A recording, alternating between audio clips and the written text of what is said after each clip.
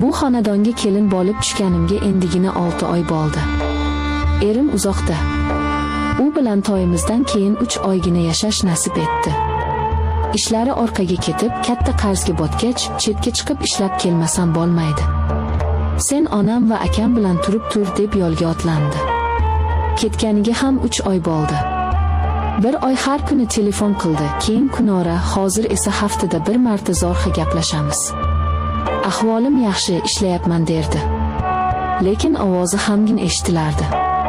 Shunday qilib bu katta huvillab yotgan uyda 3 kishi qoldik.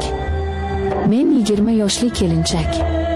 50 ni qoralab qolgan qaynonam va qaynakam. Qaynotamni hech ko'rmaganman. Erim aytishicha ular 10 yil avval yurak xurujidan vafot etgan ekanlar. Qaynonam shundan beri bu katta hovliga o'zi egalik qilar. Bolalarini qattiq nazoratda ushlardi. Uyimizda mendan oldin ham kelin yashagan. Katta kelin. Qaynakamning xotini. Men kelishimdan 4 oy avval u o'zini osib qo'ygan ekan. Bu haqda menga hech kim aniq bir narsa aytmagan. To'ydan oldin sovchilar kelganda. Kattasining baxti kulmadi, xotini kasalmand edi. Vafot etdi deyishgandi. Bu uyga kelgach qoni qo'shnilardan har xil gap eshitdim. Birovlar o'zini osdi desa, boshqasi tomdan yiqilib tushgan derdi. Qaynonamdan bu haqda so'rashga qo'rqardim. U kelinini nomini tilga olishni yoqtirmasdi.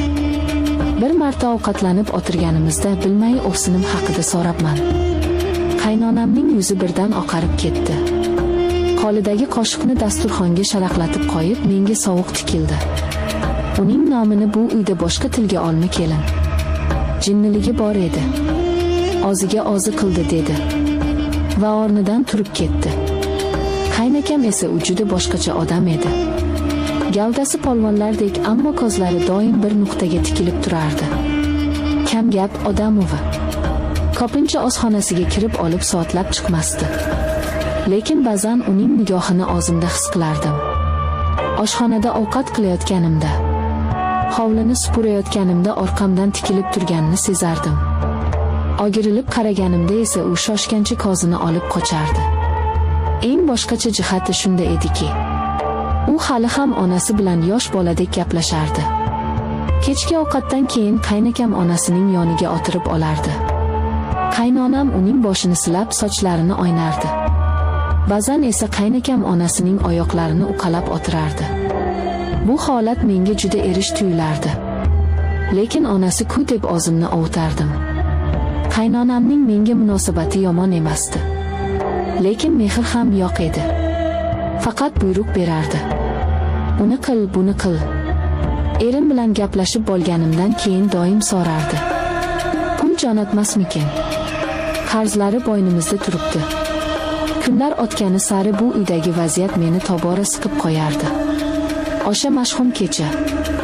Yarim tunda chanqab uyg'ondim. Tomog'im qurib olib bo'lib yonardi.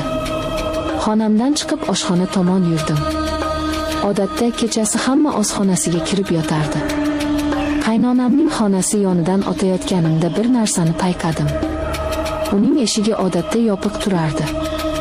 Lekin bu safar qiya ochiq qolibdi. Joyimda to'xtab qoldim. Nega eshik ochiq? Balki havosi dimiqib ochib qo'ygandir.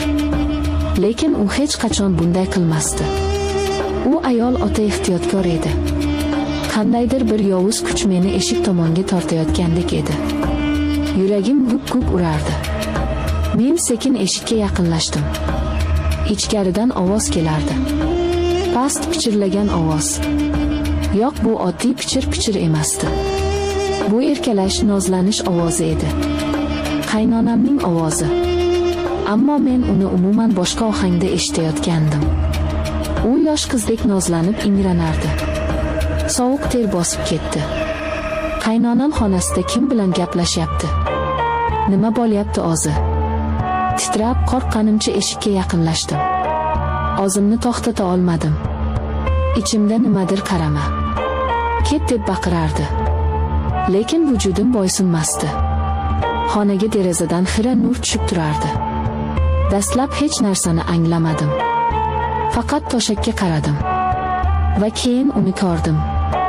Qaynonamning oppoq uzun sochlari yostiqda to'sqib yotardi. U yalang'och edi. Deraza nuri uning oqargan tanasini xira yoritib turardi. U yolg'iz emasdi. Uning ustida keng baquvvat yelkalar. Bu qaynakam edi.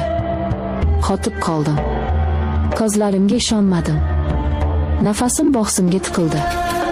Ko'rayotgan narsam shu qadar jirkanch, shu qadar dahshatli ediki, miyam uni qabul qilishdan bosh tortardi.